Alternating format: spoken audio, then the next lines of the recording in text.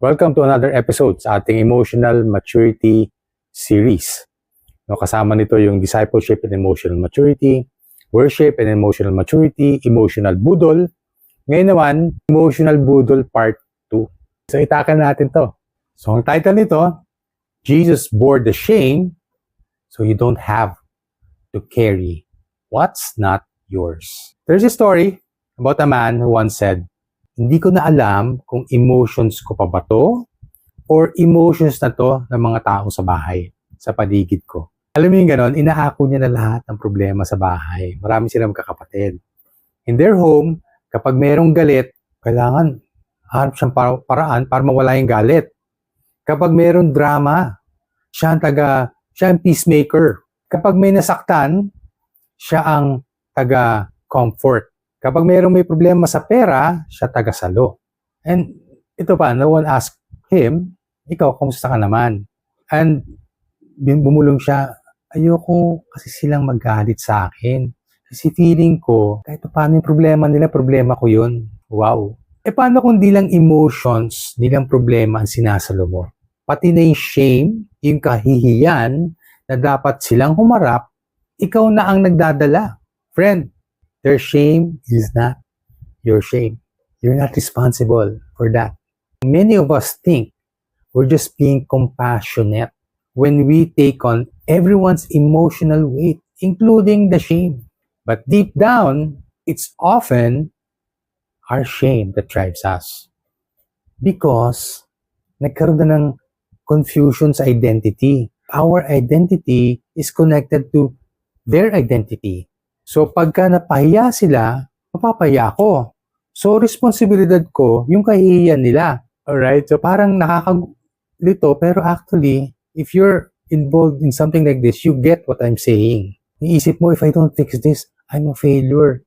If they're angry, naku, it's my fault. If they're hurting, naku, kailangan maghanap akong paraan para mawala yung hurt nila.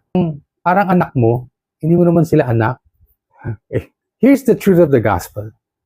Jesus bore the shame, all of the shame, yours, theirs, and the shame of the shameful thing that you did, the shame of the shameful thing that others did to you, dinala lahat ni Lord yun.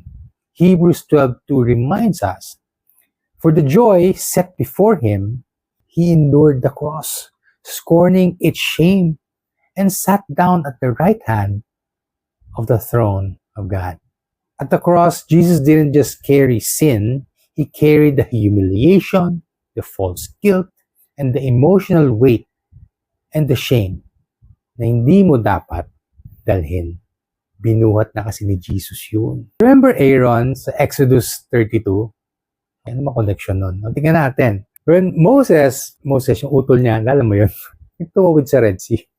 When Moses was on the mountain, pupunta pa siya sa mountain Aaron gave in to the people's demand for a golden calf. Kahit sabi ng wag gagawin yon, pumayag siya. Instead of letting them face their discomfort, Aaron carried the shame and compromised. Sige na, akuin ko na. Alam ko maling ginagawa lang, nakakayas, akuin ko na. Shame-driven leadership leads to compromise. And that happens not just in leadership, but in friendships, even marriages, even parenting of adult children. Brené Brown said, you either walk inside your story and own it, or you stand outside your story and hustle for your worthiness. You can't find your worth in your own story. That's sad. Friend, stop hustling for worthiness. Jesus already defined how worthy you are. Jesus already carried it all. You can let others feel their feelings. Let them face their shame. You can love them, but you don't have to carry their guilt and their storms. So here are the reflection points. You are not responsible for other people's storms. Number 2, healing starts when you return emotional weight to their rightful owner. Let them feel their emotion.